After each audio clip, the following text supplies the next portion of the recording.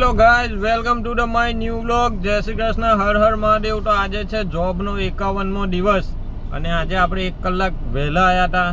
કેમ કે વેસ્ટર્ન જે છોકરીઓ છે 7 છોકરીઓને અંકલેશ્વર જીઆઈડીસીમાં મૂકવા આવ્યા હતા. કેમ કે ગુજરાતના હોમ મિનિસ્ટર અહીંયા અંકલેશ્વર આવે છે તો કંપની તરફથી કંઈ 7 છોકરીઓને મૂકવા આવવાનું હતું તો આપણે એમને મૂકી દીધા છે. અને અહીંયા જે વાલિયા ચોકડી છે ત્યાં ટ્રાફિકમાં ફસાયા છે, બરાબર. કેમ કે હોમ મિનિસ્ટર આવે છે એટલે ટ્રાફિક તો રહેવાની, સુરક્ષાને બધું જ બરાબર. એટલે સુરક્ષાને ધ્યાનમાં રાખીને પોલીસ પણ તૈનાત છે, બરાબર. તો કંઈ નહીં, તમે વિડીયોમાં બન્યા રહેજો. ને આજે તો સુરત એરપોર્ટ પણ જવાનું છે તો આજના બ્લોગમાં મજા આવશે. પણ તમારો જોઈએ એવો સપોર્ટ મળતો નથી તો સપોર્ટ કરતા રહેજો. હર હર મહાદેવ.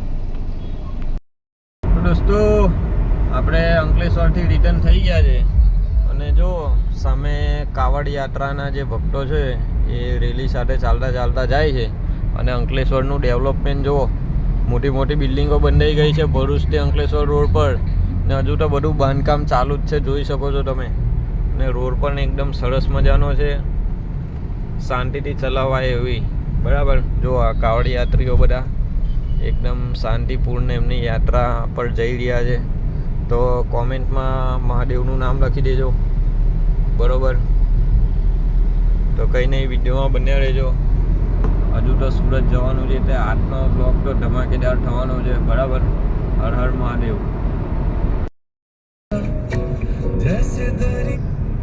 તો દોસ્તો, આપણે નીકળી ગયા છે સુરત એરપોર્ટ માટે, બરાબર. એ પણ નેક્સોન એવી ગાડી લઈને, બરાબર. ને રસ્તામાં ગાય માતા બેઠા છે, જોઈ શકો છો. આ કાચમાં દેખાશે તમને, બરાબર. જોઈ શકો છો આપણે નેક્સોન એવી ગાડી લઈને સુરત એરપોર્ટ માટે નીકળી ગયા છે, બરાબર. હવે સુરત એરપોર્ટમાં કોઈ તકલીફ આવે છે, કોઈ તકલીફ નથી આવતી, એ બધું તમને જણાવીશું. તો વિડીયોમાં બન્યા રહેજો. હર હર મહાદેવ. તો દોસ્તો, અંકલેશ્વર પહોંચી ગયા છે, જોઈ શકો છો.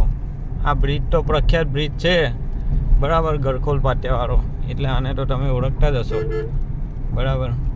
તો હાલમાં અંકલેશ્વર પહોંચ્યા છે, બરાબર. ને હજુ પણ જઈ રહ્યા છે આપણે સુરત એરપોર્ટ. તો વિડીયોમાં બન્યા રહેજો. હર હર મહાદેવ. ભૂખ પણ લાગી છે, હજુ જમ્યો નથી, પણ આગળ કંઈ નાસ્તો પાણી કરીએ, બરાબર. તો વિડીયોમાં બન્યા રહેજો. હર હર મહાદેવ. તો દોસ્તો, આપણે છે અંકલેશ્વર હાંસોટવાળા રોડ પર, ત્યાંથી આપણે જઈ રહ્યા છે સુરત. પણ આ રોડ મેં ખાસા સમયથી આવું છું કે એટલું તો જોયું છે કે ચાલુ રાખજો.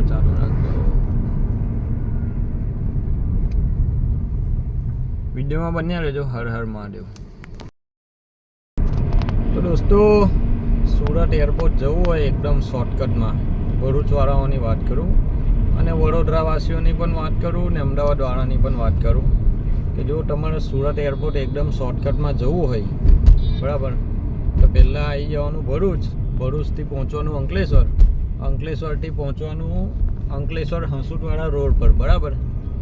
અંકલેશ્વર હાંસોટથી પછી હાંસોટથી સુરતવાળા રોડ પર પહોંચી જવાનું પાછળના, બરાબર. ત્યાંથી સીધો રસ્તો છે એ સીધો એરપોર્ટ પર, બરાબર.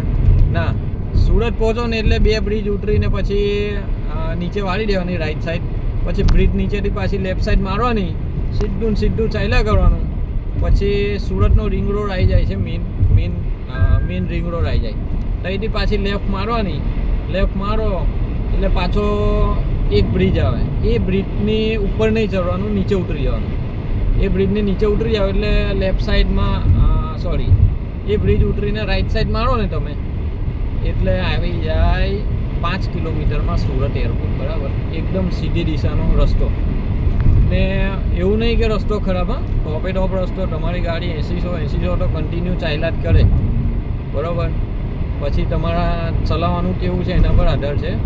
બાકી તો હું તો જઈ રહ્યો છું, હું તો કેટલી વાર જઉં છું, પણ આજે આ રસ્તાનું નોલેજ આપીને આ રોડ જુઓ કેવો ટોપે ટોપ છે ને, સરસ મજાની હરિયાળી પણ લાગે છે, એકદમ જોરદાર રોડ છે, બરાબર. ચાલ્યા કરે, ટાઈમ પર પહોંચી જવાય સુરત એરપોર્ટ પર, બરાબર. જો કોઈને જવું હોય તો આ રસ્તાનો યુઝ કરજો, બરાબર. એકદમ શોર્ટકટ રસ્તો છે. બાકી વિડીયોમાં બન્યા રહેજો.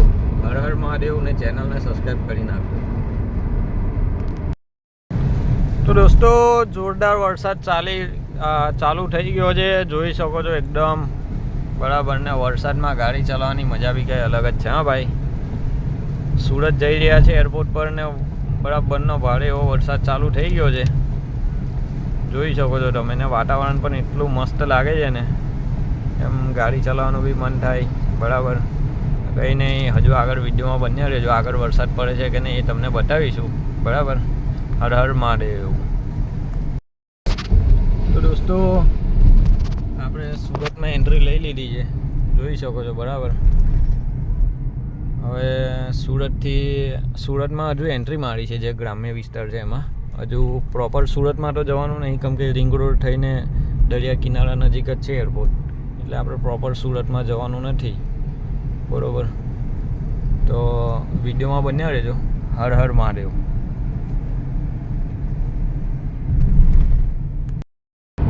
તો દોસ્તો આપણે પહોંચી ગયા છે સુરત. હવે એરપોર્ટ વધારે દૂર નથી, 8-10 કિલોમીટર જ છે. પણ જોઈ શકો છો આ સુરતનો ઇન્ડસ્ટ્રીયલ એરિયો છે દરિયા કિનારે. જો કે દરિયો બી આટલામાં નજીક જ છે બરાબર. રોડ પણ કેવા ટકાટક છે, જોઈ શકો છો એકદમ બરાબર.